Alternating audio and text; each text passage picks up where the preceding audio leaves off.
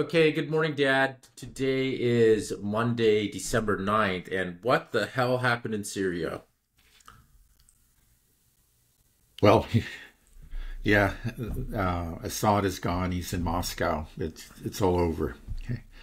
Um, I was reflecting on that. It was quite a shock to me, just as it was really to everyone. Let's be honest about that. Including Erdogan, including Giuliani. I don't think anybody expected this to happen. Including who? Giuliani. Giuliani is the head of HTS, the Oh, Al-Qaeda, the right, current incarnation of Al-Qaeda. right. Abu Muhammad al-Jawadi. Right. Yeah, that's Okay. um, Reflecting on it, I thought about how often you often will ask me a question like, "What do you see happening in the future? Where is this going? Like, where is this going in Israel?" And I'll say, "Well, I can only see this," but occasionally I add a caveat, and that is that history's full of surprises, and you can never know for sure. Well, this is one of those surprises. It's something that nobody saw coming, and then just changes everything. So we have a completely new geopolitical landscape in the Middle East. Everything has been changed by this. And, from our perspective and people who are sympathetic with the Palestinians and certainly the axis of resistance, it's a catastrophe. It's an unmitigated catastrophe. So how did this happen, though? I mean, Syria, Assad won a civil war that lasted almost a decade. Right, Vicious, and they clawed back, like you told me. right, At one point, they only had around 10% of Syria, and then the Syrian army actually fought quite valiantly and then clawed right. back and took Syria back. And it seemed like that was it. And then here, in a matter of just, it seemed like days, less than 2 weeks, Yeah, there, less than there two didn't even weeks. seem to be a battle. It seemed like there was Right, just terrorists that just walked in. There was never really any resistance. They just kind of marched all the way to Damascus, and then Bashar al-Assad fled to Moscow and basically handed the keys of the whole country yeah. to this terrorist army, right? It seemed like, how could that happen? Well, Was he compromised in some way, or you mean what? Assad? No, I don't believe Assad? that at all. I think that a lot of the commanders, who were there on the front line were compromised. There had been infiltration. We had talked about sleeper cells, for example, within Aleppo and probably other cities as well. And I think it's clear that there must have been some, like corruption. Some of these commanders probably were paid off. I'm speculating, but that seems like that would help to explain it. And it happened actually on quite a large scale. So that's a big part of it. And then, we've talked about the severe economic sanctions that Syria has been under. And I think, I was just reading, I think yesterday, that a lot of the Syrian army units were not very well equipped. They just didn't have, much in the way of artillery and other weapons that they needed to fend off in an attack. Um, there are all those things, but in the end, morale is an intangible. It's mysterious. It's something that can't really be measured. That is the whole question of whether a soldier is going to fight and risk his life for a cause or for a country. And they certainly they had it during the civil war that they fought from roughly 2011 through 2019, 2020. But this time they didn't, we can point to certain things, but it's hard to explain. There was obviously some kind of rot that took place, and yeah, they just didn't have that fighting spirit. I heard that some of them tried to fight, but they were so there were certain let's say maybe a company there on the front line, and they put up brave resistance initially, but then the commanders or the units to the left and to the right, they just turned tail and ran. And then, these few units that were willing to fight found themselves isolated and unable to hold their positions. So, if you have it sort of a critical mass of the military is unwilling to fight, you just can't, you can't put up a resistance. That's what happened. You don't think there was something like a corruption, people being paid off? Paid off by who? Who was paying off these commanders? Well, no, Or I is, imagine it could be, certainly, Turkey, the U.S., Israel. These things do happen. They've happened. We've seen it happen before. I think it happened like during the Libya war, and also in Iraq too. I mean, to some extent. Mhm. These things do happen. But But it's just on such a scale. It's really quite extraordinary. It's just, it's a absolutely, it's left all of us dumbfounded. right, and it's not like Bashar al-Assad was without friends. He had Russia there, which Russia was Right. involved in the Syrian civil war starting from 2015, and Yeah. was instrumental. We know that Russia is very capable militarily, arguably the Right. best Well, military in the in world. fact, like the only fighting, effective fighting that was done against these, attacking terrorist armies was really done by the Russians. They were bombing convoys and positions of the enemy right up until the end, or very close to the end anyway. But first of all, they had a very limited air force there. They had actually withdrawn a lot of their air assets. And then second, you can't win a war from the air alone. In the end, it's really decided on the ground, and the air is supplements. The air forces supplement the ground forces, and since they didn't have the ground forces, in the end, it proved futile. But Russia actually did put up a fight. Yeah, we also were hearing reports that Iran was sending some people in, and Hezbollah was getting involved. So it just sounded like, well, okay, we will see a repeat of what happened before, but this time the allies of Bashar al-Assad are even stronger and more well equipped. Right. Iran Right. is stronger, Russia is stronger. Right, and then also some of Hezbollah's his been battered, but right, and some of his enemies also had laid down the hatchet and made peace with them, like Saudi Arabia and the Gulf State. That they used to be, they were major funders of the jihadis back in a decade ago, but this time, they made peace with them. right. So everything seemed like the cards were in the favor of Assad and the Syrian regime at the time, but it collapsed with unprecedented speed. It seemed Yeah. like so. I feel like there has to be more to it than there was just some corruption and low morale. Is there an issue with Bashar al-Assad? Just is he despised amongst the Syrian people, or they didn't want to fight for him? I mean, Yeah. how could it happen? Okay. Well, one thing I heard that would also maybe help to explain what happened, and if it is true, it would have been a serious mistake committed by Assad. Apparently, after the civil war ended in like 2019, roughly, Assad relieved many of the commanders who had fought obviously very effectively and bravely throughout this war, relieved them of their command and replaced them with loyalists. That's, it hasn't been confirmed, but that's a report that I've heard, at least 2 or 3 times. And if that's true, that may go some distance to explaining. You had these experienced commanders who, had proven their worth, and then he replaced them with, probably just careerists. Again, With friends, nepotism. yeah. So that may be part of it. And then, it's just that they're again, this is a poor country that's been under sanctions and has been deprived of its main sources of income. The wheat fields and the oil fields have been taken by the Americans. And so they had there's very little money to go around. The commanders were being paid a pittance, and that makes them more vulnerable to corruption. Corruption by the enemy. And then they look at it, and I imagine that there are a certain number of Syrians, who don't have any love for these jihadis, don't particularly hate Assad, but they've been suffering, and this army comes, and they say, well, at least if they come, maybe the sanctions will be lifted, maybe Syria will be able to recover. perhaps that's something that figured into people's calculations. I don't know. I just find it hard to believe that there wasn't.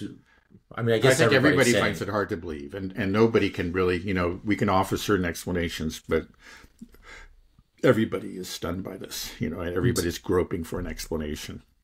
Do you think that Assad maybe just got scared and just ran, and he didn't? He could have put up a fight or asked for help and pushed back this army, because it's like I said, it seemed like there wasn't even a battle.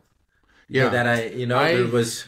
Well, that seems a little bit hard to believe because, of course, the situation seemed much more dire again, 15 years ago, roughly 15 years ago. He really was, again, at one point, Damascus was surrounded, and part of Damascus had already been occupied by the jihadists. They were, pushing into Damascus. So they had, but he never ran during that whole time. So it's hard for me to believe that that it was just a matter of him panicking. It seems like he's proven that he's not that kind of person. And I think he left when it just became clear that he didn't have an army. Did you not think that he was trying to talk to Putin and Pezeshkian in Iran? I'm sure he was, yeah.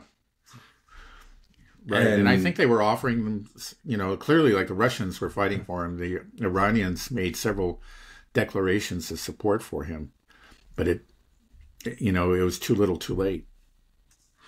So what happens next then? Does Syria turn into Libya, or are we going to see countries like Iran and Russia still try to get involved? But if Assad's gone, are they going to try to put him back into place, or we're going to see what do you see happening? I think Assad is, it's over.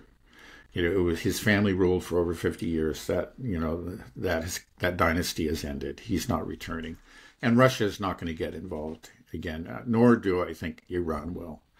What are we looking? What can we expect for Syria now? Well, it looks quite dark. It could be just chaos. It could fall apart, kind of like Libya, or into a lot of because there are factions. There's actually more than one army that was involved in this offensive, and I think probably even within these armies there are factions. There are ISIS types, and there are al-Qaeda, and then there's some of them really are just belong to the Turks. Then you have the Kurds. There's already fighting, I believe, right now between essentially Erdogan's army there, the one that he directly controls. I think he has a certain amount of control over it, but there's one that's specifically a Turkish army, and it is fighting the Kurds in northern Syria. So there's already that, and we'll see what happens. So it could just break apart, and we may see warlords and just constant chaos. The Israelis probably want that. One thing is they've actually carried out extensive bombing in the last couple of days, after the fall of Assad. And it's not entirely clear to me what they're trying to achieve. They actually hit a number of government offices, and I don't know, like the customs office. I don't know what the purpose of that was. Maybe it's just to engender chaos. I'm not sure. And they also have seized some land, which we were expecting could happen, and they may seize more. We'll see. So it could just be one great mess, or perhaps this al-Jilani will have success in imposing his rule. He'll manage to unify the forces, and we'll have essentially an al-Qaeda state in Syria. Now it may not be as bad as we've been fearing, but I think there's no question it's going to be bad. I mean, this guy is al-Qaeda. He even had a history with ISIS. He was some sort of like the ISIS deputy for a while, and probably a lot of us have seen a wanted poster of him, that's put out by the FBI, $10 million on his head, a $10 million reward for his... Right, there's a bounty involved for him. But now And we're supporting him? yeah, but that actually has not been removed. He's still that $10 million bounty is still in effect, but it may be removed soon. And we still, as of the current time, HTS is still a terrorist organization according to the United States government. I think that designation will be removed, conveniently. Again, I find there's a lot of similarities to like the relationship between the U.S. and Al-Qaeda as there is between the U.S. and the ultranationalists in Ukraine. There used to be some complaints, and there was actual legislation passed to prevent weapons going directly to those ultra nationalists, to the Azov brigade in particular. But then, when the war broke out, they ceased to be a problem. They were no longer neo-Nazis or whatever. They were patriots fighting for Ukraine. Of course they didn't change, but it was we just changed the designation and put them to use. So I think we're going to see something very similar. Again, in fact, the U.S. has a long history of working with Al-Qaeda. They did in Yemen. They kind of acted as the Air Force for Al-Qaeda in Yemen. And they have done it so earlier in Syria, and it looks like they'll do it again. Now, it may be that this al-Jawlani seems like a clever guy, and he may try to restrain some of the more radical elements. Okay, he probably understands he can get away with a lot, but he can't get away with everything. He can't make it too obvious. So, we may have a slightly tempered form of Al-Qaeda ruling the country, but it'll be bad. There's just no question about it. Yeah. Right. That does seem to be the image that the West is trying to give. I was watching BBC, CNN also had an interview with al-Jawlani. And I see the comments. People are like, hey, this guy doesn't seem that bad. He seems like a moderate. Maybe he's good. So it does seem like the West is trying to paint that whitewashing. It's an old story. They do it again and again, Right. So you think that there's basically two paths that Syria has in front of it now. One is it can descend into chaos like Libya did, which is horrific. I think actually probably worse than having someone like al-Jawlani in charge.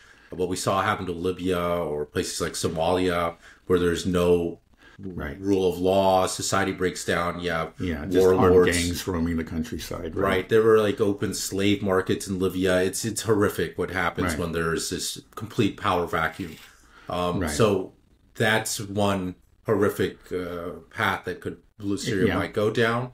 The other is that HTS comes into control and is able to establish a government and is backed by the West now, backed by the United States, the Biden administration. Although Trump has made a tweet saying basically, that Syria is not a friend and we don't want anything to do with this. Well, I've read the tweets, but it just kind of is full of, he makes some valid points and then there's plenty of just nonsense in there and he contradicts himself. I just wouldn't pay that much attention to Trump's tweets, to be honest. I don't think there'll be much of a change in policy vis-a-vis Syria. He was trying to remove the U.S. bases in Syria last term. So we don't really know where Trump stands on it, but the initial one is that he doesn't want involvement, but we see how much involvement that the West has. But clearly now it seems but we are involved. We've occupied a big chunk of the country. That's it was the same thing. I remember reading a New York Times article, and it was sort of like, oh yeah, we're just disturbed about it. We don't really want to get involved. And nowhere in the article did it mention that the United States was occupying, the eastern part of the country. So it's something that I think the memo went out. Don't talk about this. It looks bad. Right.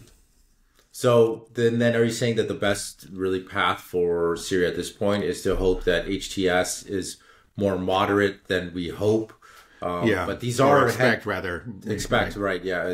But we have seen these head chopping jihadists, and that's what these people are. That's what I mean. They're vicious, and so I think.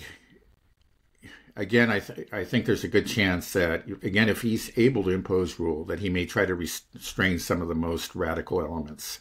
And so some of the worst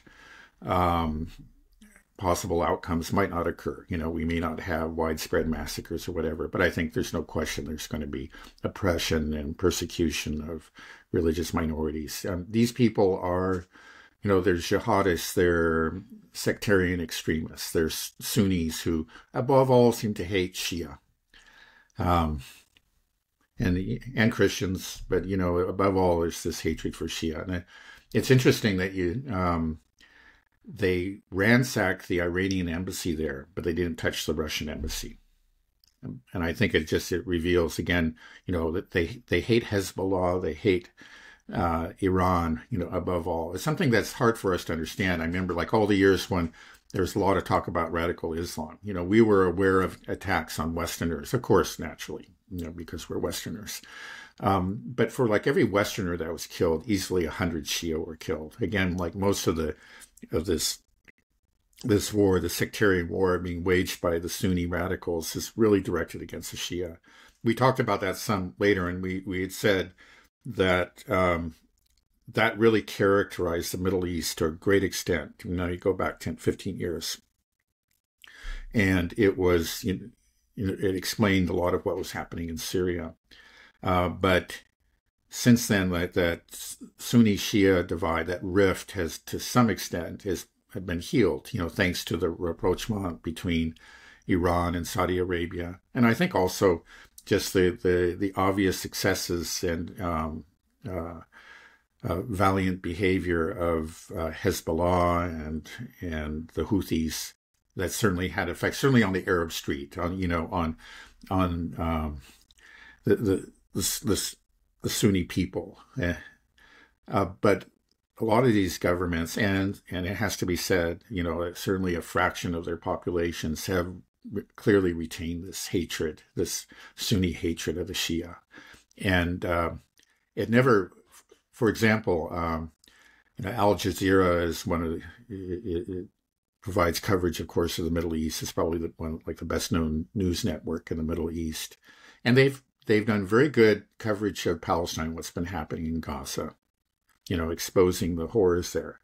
But they never lost their anti-Shia bias. I wasn't paying attention, but I know that like Kevork Almasyan, the Armenian from Aleppo, that he pointed that out. It was just always, it was clear, that they always skewed their coverage of what was happening in Lebanon or Syria. They're still on the side of the Sunni extremists.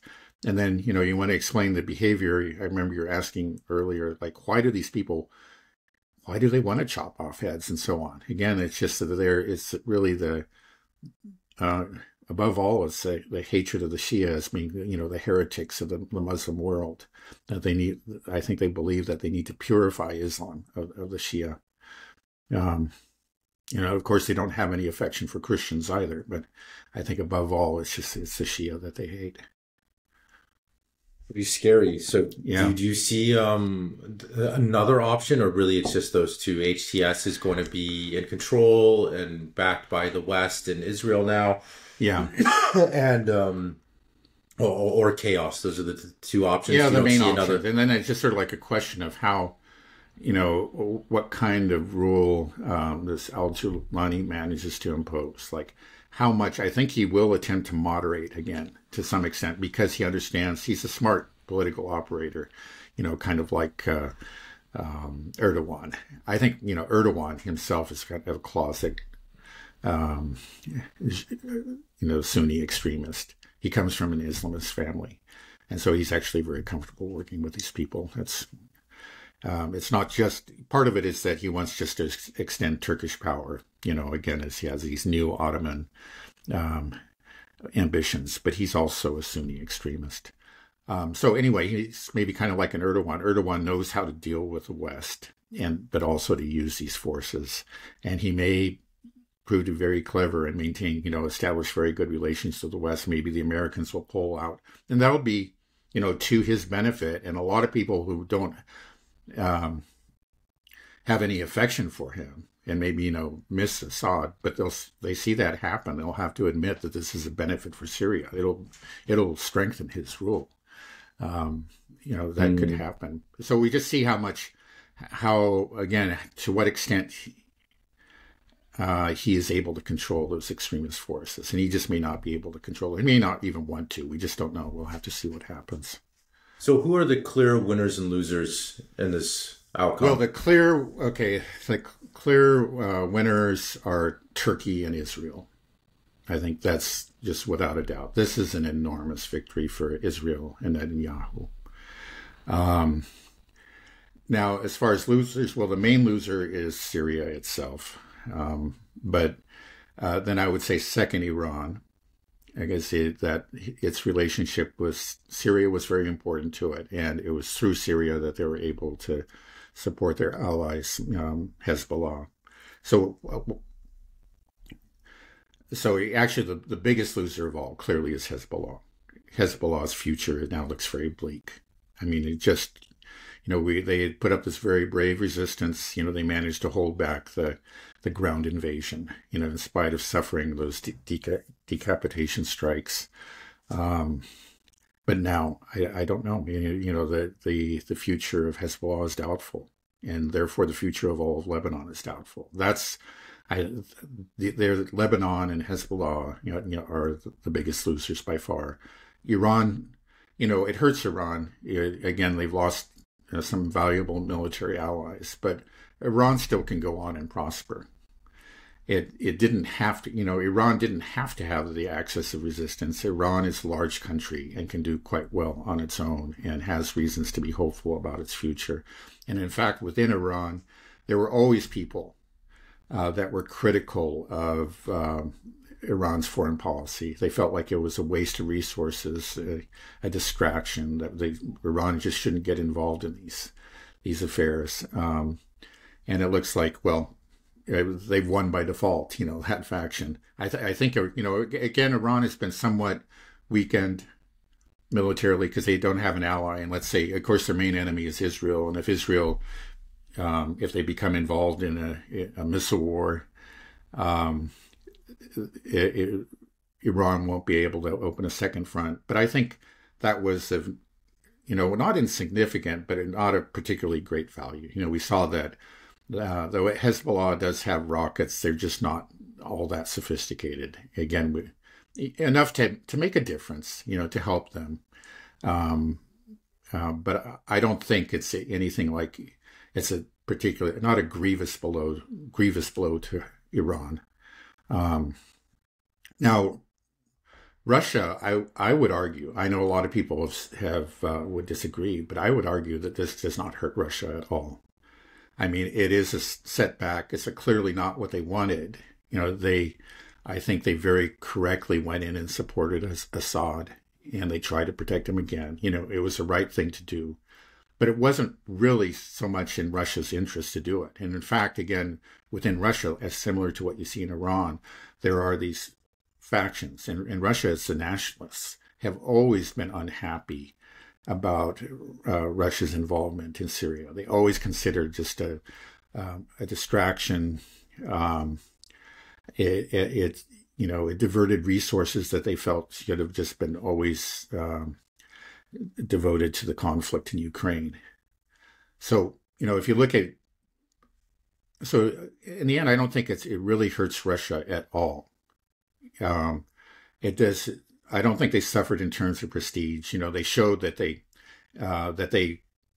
what they could do, during the first real civil war, they really did help to turn it around. And then they remained loyal to a friend. I think that's actually important. I've heard the Arab states saw how Russia was loyal to its ally, and they were loyal to him up to the end. They were fighting for him. And in the end, his own army wasn't fighting for him. So I think, Russia can leave with its head held high. They didn't, there's nothing to be ashamed of there, and what they did was right. But does it hurt them? No. Think about it, first of all, in terms of economics. If anything, again, it was kind of a diversion of resources. It cost them. They didn't make any economic benefit from this involvement, right?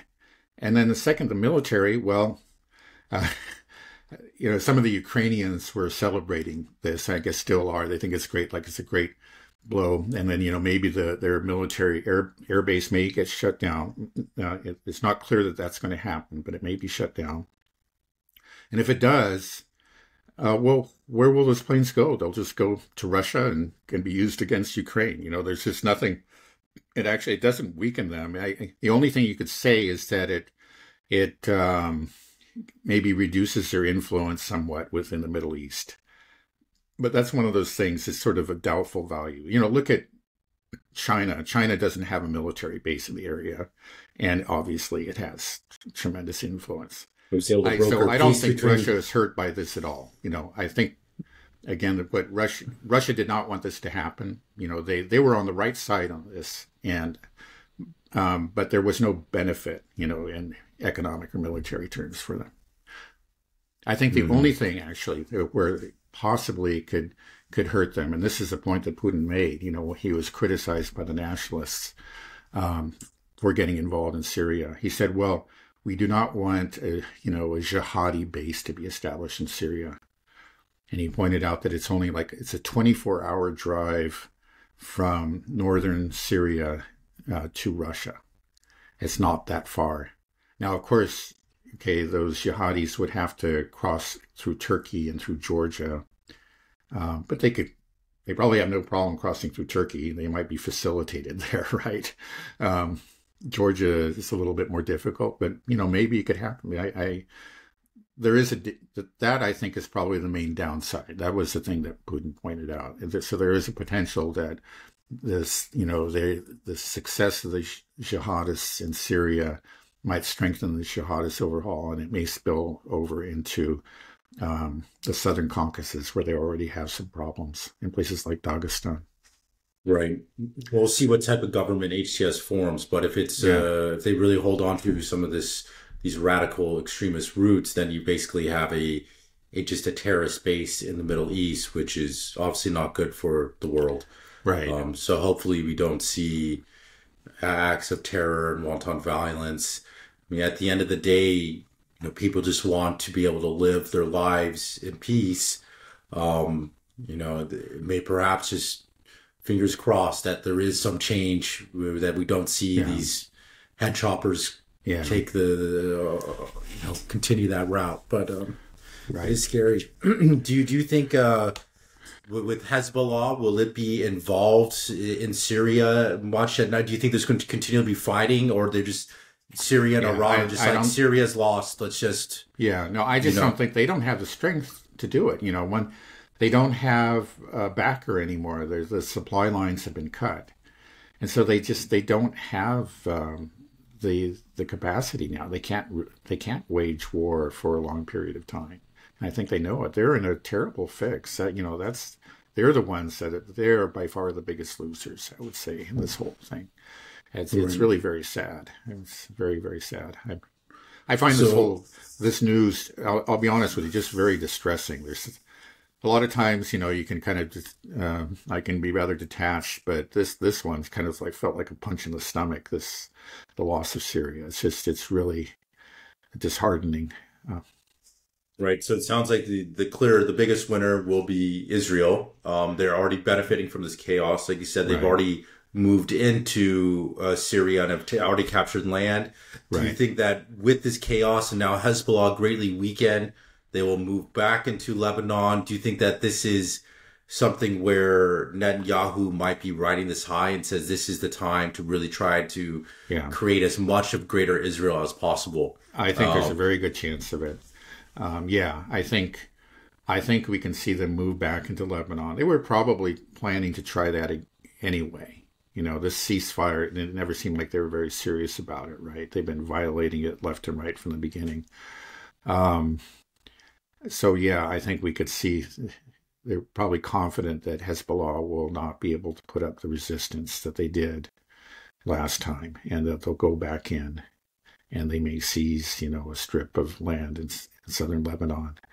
And then there'll be tremendous pressure on Lebanon. There already is. There's a great deal of Western influence and Israeli influence there. And then with the loss of Syria, those forces that were resisted the West and Israel are just greatly weakened, most of all Hezbollah. So again, it's the future for Lebanon is particularly bleak. Is HTS, are they allowing Israel into Syria to take part of the lands? Or right now they just don't have control? Right. Well, they keep on making these, rather fulsome statements of praise for Israel. How much they love Israel and how much they want to get along with Israel and how they welcome the Israelis in their country. They've just gone overboard on that. Really? Again, the original Al-Qaeda supported Palestine, and that was one of the reasons, the justifications for the 9/11 attack that bin Laden made that quite clear in his statement. At some point, Al-Qaeda decided just to jettison that, just decided it was inconvenient and to make peace with Israel. It kind of reminds me again of the ultranationalists in Ukraine. Hatred of the Jews was a big part of who they were. And then at some point, I think they decided, well, this doesn't help us, so they just jettisoned that. So as, let's say, in HTS, it's just, okay, yeah, we love the Jews, but we hate the Shia. Hating the Shia is what we're all about, and killing them. And then in Ukraine, it's like, okay, yeah, let's forget about that whole Jewish question. But we know who we hate. We hate the Russians, and we just want to kill them. It doesn't matter if they're civilians, pregnant women, or whatever, children. We just want to kill them. And that's what they do. Pretty terrifying. Yeah. No, these are some of the, I've heard them described as, some of the worst people in the world. The jihadi head choppers are some really awful, awful people. And I think you can say the same thing about the Ukrainian ultranationalists. And these are the people that we support. At one time we admitted they were a problem, but when they became useful to us, they're now our people. So do you see HTS, Al-Qaeda, and Israel, that this is actually just a friendship that's actually going to last, or is this something that you think Israel will try to depose of HTS after it gets a certain amount of strength? Right. Yeah, I think right. Israel's very happy that this has happened, but I think they probably don't want to see a very powerful jihadi state right on their border. I think they understand the potential is that power could be turned against them. Because at some point, if they start to feel like they've attained a certain amount of power, they may decide that, after all, the Jews aren't our friends. We had to make a temporary truce for them in order to defeat the Shia power. But now that we've done that, let's go after the Jews. I think that's a real possibility. And I think Israel's probably thinking that's a possibility. So Israel, I think the preferred outcome, I'm sure that the preferred outcome for Israel is just chaos.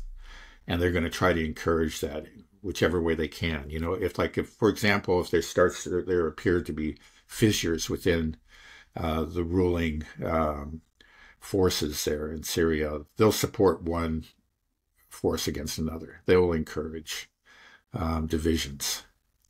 I think that's been their policy all along, and that's what they'll continue. That's what they'll try to do. Will we see Turkey try to carve off a piece of Syria? Because right now it seems like it's the sovereignty of Syria is in question, right? Well, very much so. It always was, really. That's the sad thing.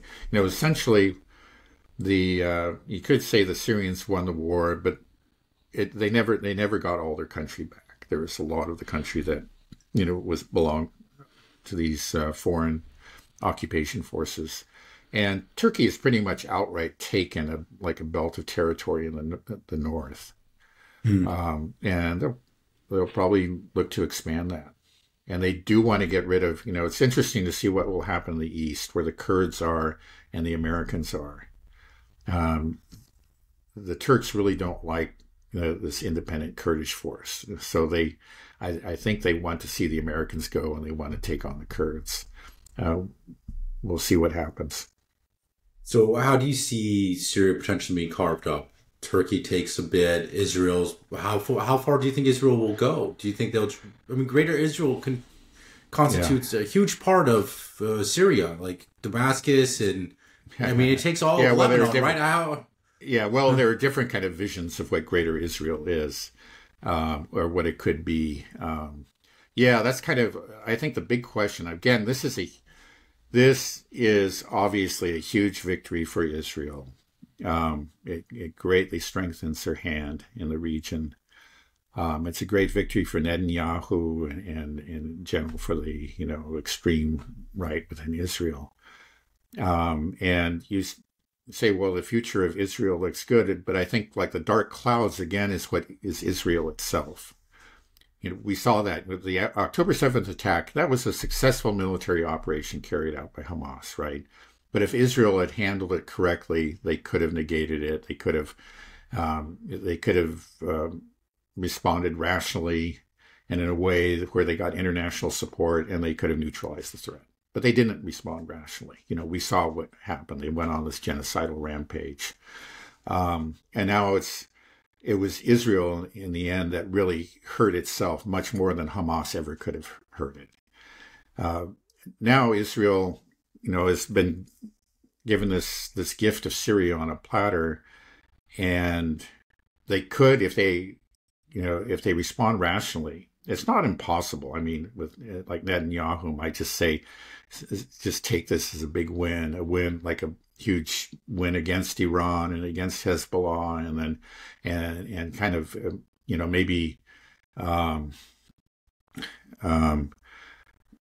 maybe at least temporarily abandon his ambitions to go after Iran directly. He might do that, and it would, but the opposite could happen. He could say, hey, we're on a roll, let's go for it. Let's go after Iran big time. And that could be the fatal misstep. Again, it's Israel, because of its excessive ambitions, may end up still destroying itself, because Iran has been weakened by this. They're losing an ally, two allies, Syria and Hezbollah. But it remains a real power, a military power there in the Middle East that has, and I think everything that we said about like the relative strengths of Israel and Iran, those are still true. And if Israel just kind of loses all caution and goes after Iran in a unrestrained way, it could again be to Israel's destruction. But we'll see. Again, it's like a question of how rational. I wouldn't bet on the rationality of the Israeli leadership. Again, this probably is going through their heads. Another thing that we've talked about that Israel could do and could really turn the Sunnis in general against them is if they do blow up the Al-Aqsa mosque, and we do have people in the Israeli government, in Netanyahu's cabinet. I think Smotrich or Ben-Gvir, one or the other, was actually part of that movement. I can't remember which one it is offhand. They do something like that, again, they'll have all the jihadis now, united against them. I would think so anyway. I mean, if they really are serious about their Sunni faith. But you said Iran lost two allies, Syria and Hezbollah. Do you really believe that Hezbollah is pretty much done for now? I mean, I'm afraid that they are. It's just that they're isolated now, and they're a small force, relatively speaking, and they're now in a country that already, in that country they had quite a few friends. I think like over time, the different groups have increasingly come to respect and ally themselves with Hezbollah, but they have enemies within the country, and now their country is surrounded by enemies. I mean, the fact that Syria supported Hezbollah made a huge difference. And they've lost that, and now they can be starved. They're just like a vine that's had its roots cut, and they're going to wither. You don't think that Iran will find some other way to supply Lebanon? Well, it'll be or difficult. Hezbollah? I think probably they can get some things to them, but it just won't. It'll be a fraction of what they could before. And do you think Russia is going to leave Syria? Probably not. it's for whatever reason, again, that the leadership has said that has made it clear that they're not going to drive out the Russians. Even though the Russians were the one that probably did the most damage during the last 10 days or so, they've said that the Russians are welcome to stay. It's an open question about what will happen to that naval base and the air base on the Syrian coast there. But there's even a chance that they'll let the Russians stay. Yeah, that's interesting. It makes it sound like this al-Julani that is taking power, it does operate under a certain autonomy that isn't a complete puppet of the United States or Israel. Because if he was, then you'd think that Russia would have to leave immediately, especially for the United States. I mean, that's what we're concerned about. Well, yes. We'll see what happens. It strikes me that he's a clever man, and again, kind of like an Erdogan. It's just he's very wily. He's clearly, deep down he's an extremist. Look, this guy is from ISIS and Al-Qaeda. This is, but he knows how. He understands world politics, and he understands how, to achieve his objectives, he must keep the peace with certain groups that are not his natural allies or friends, but he needs to make these temporary alliances. So he, we'll see. But there's no way that for someone like al-Julani, this Iran is a sworn enemy to them, right? They would never allow Iranians to pass through Syria. No. They've made it clear, already they've, for them, the main enemies are Hezbollah and Iran, which is hard to understand. You say if, they really cared about the Palestinians, but obviously for them, that's secondary. Their hatred of the Shia goes first. I mean, that's been there for a long time in the Middle East, and it's again, there were reasons to be hopeful, again, for the reasons I gave, the rapprochement between Saudi Arabia and Iran and so forth. But clearly that hatred, that sectarian hatred has not died, and it remains a force in the Middle East. Right. Yeah, that is a testament to China's influence without having military presence. The fact that they were able to broker a peace between Saudi Arabia and Iran, I think it shows you that you don't need to physically be there on the ground to exert influence. You don't have to have a base or whatever, right? Exactly. I mean, the U.S. has all these bases, and they've been losing out. I mean, this right here is a victory for them. But in general, we'll see if it has any effect, like on kind of the general attitude of Middle Eastern governments to the U.S. It may be that some of these say, again, I think a lot of these governments are very opportunistic, and if they see that, okay, the U.S. hand has been strengthened, they may start to shift a little bit back towards the U.S. But I think the long-term trends are still, like we've said, are in favor of BRICS, and I think that these countries understand it. This was a victory, a local victory for the U.S., but I think the longer-term trend still is against the U.S. Yeah. Well, what does this mean for the Palestinians now? Yeah, it's bad. I mean, that was their. It was already very bleak for the Palestinians. Let's be honest. They at least had some sort of moral support, and some, I guess, to some extent, some funding got to them through.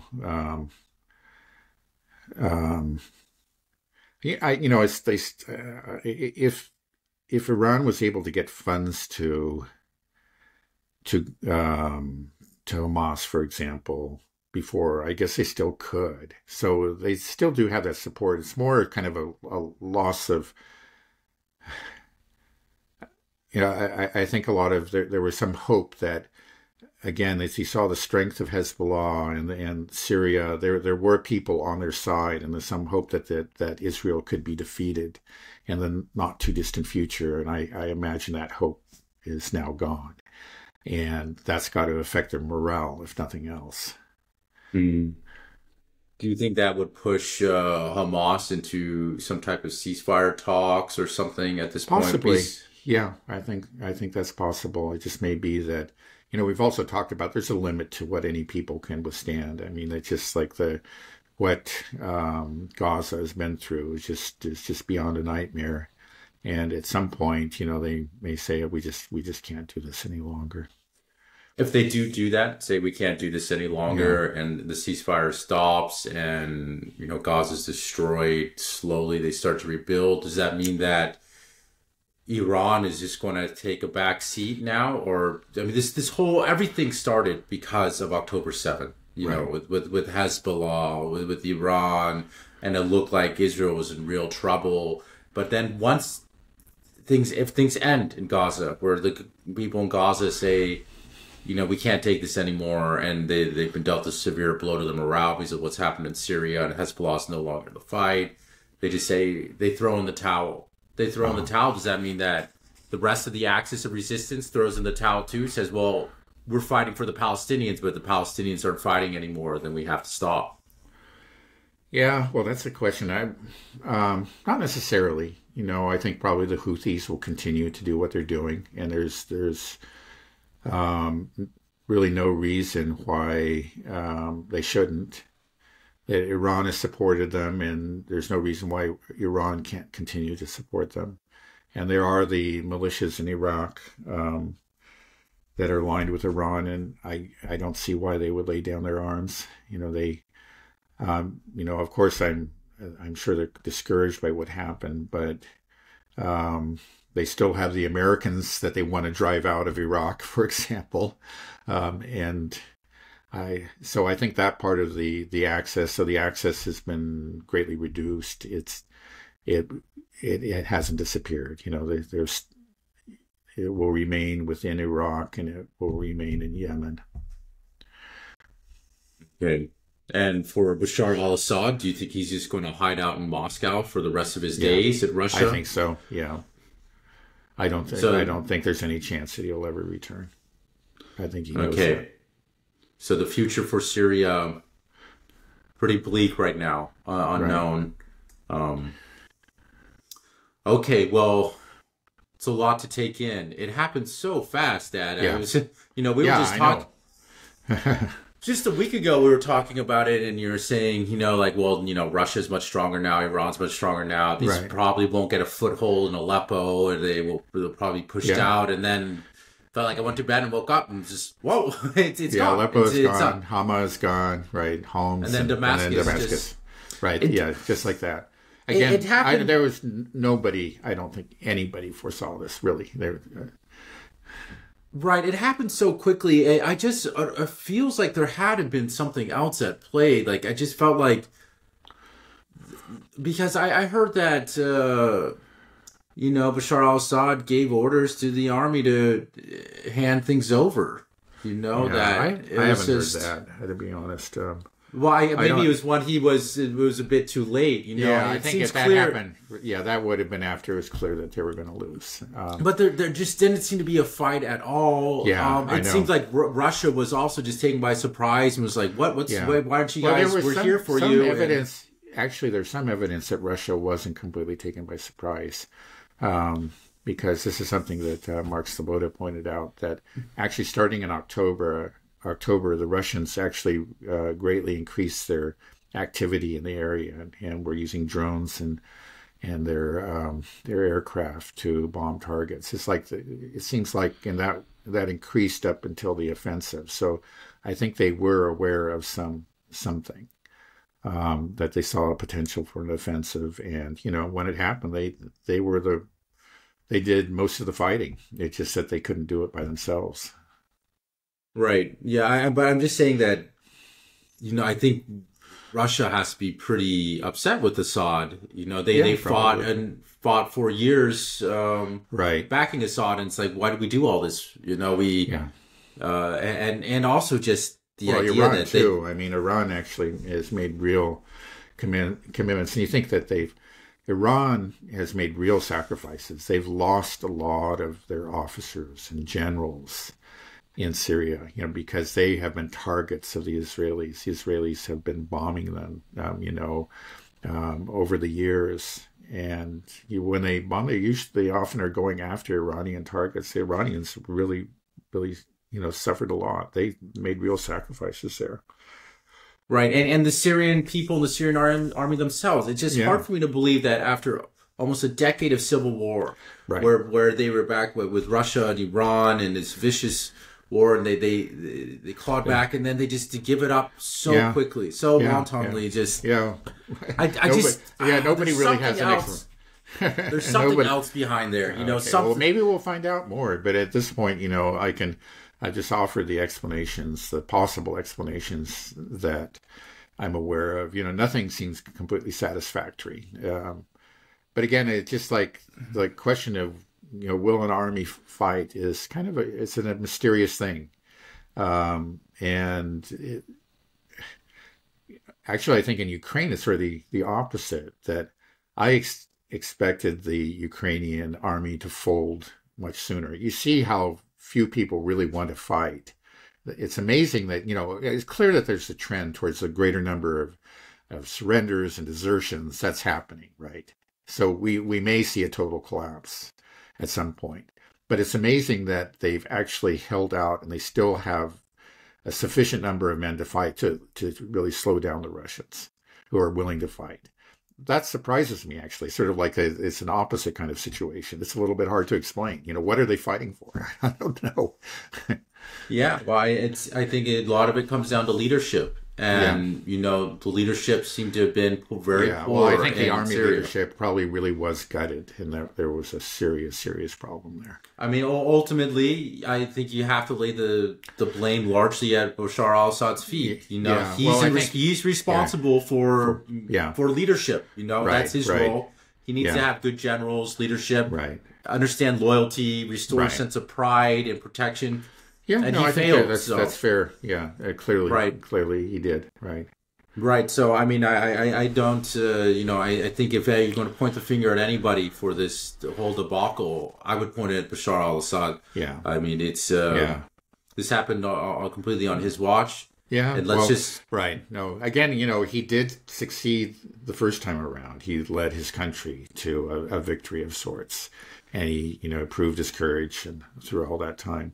But he failed this time. Again, you can say he wasn't up to the task. I think very few people would be up to the task. Let's be honest. But it's not unfair to point out that he clearly he must have made some very serious mistakes. And Okay. Well, let's prayers for Syria. Let's hope that that we won't see chaos, death, and destruction, refugees flooding throughout the world. Let's hope that there can be some stability. At the end of the day, what we want is just people to live in peace, and end this bloodshed and war. So, I mean, as horrific as this terrorist army saw, I hope that they exercise restraint and care for all the people in Syria, the Shias, the Christians. They don't just go on a murderous rampage. Do you think there is some hope for that? I think there's some hope. If you wanted to kind of like put a spectrum of possible government outcomes, it's not going to be bad as ISIS. Al-Qaeda never was quite as bad as ISIS. So this guy, again, has an ISIS background. But I don't think we're going to see anything as bad as what we saw when ISIS ruled over these territories. Maybe at the very positive end would be something close to what we have in Saudi Arabia. Saudi Arabia, is not, is a stable country, a prosperous country, obviously, because of all the oil. It's oppressive towards religious minorities. Religious minorities are second-class citizens in Saudi Arabia. That doesn't bother us, of course, because for geopolitical reasons. But I think the very best outcome is that we could have something close to, probably not as good as, but close to what you have in Saudi Arabia. Again, it's not a good place for Christians or for Alawites or Druze and the other religious minorities there. They won't have a real true protector the way they did with Assad. But it won't be, outright massacre. There won't be an attempt to liquidate those populations like you would have seen or you did see under ISIS. Okay. All right. Well, let's hope for the best for Syria. Yeah. Okay. Well, let's end it there, Dad. Okay. All right. Have a good rest of your day. You too.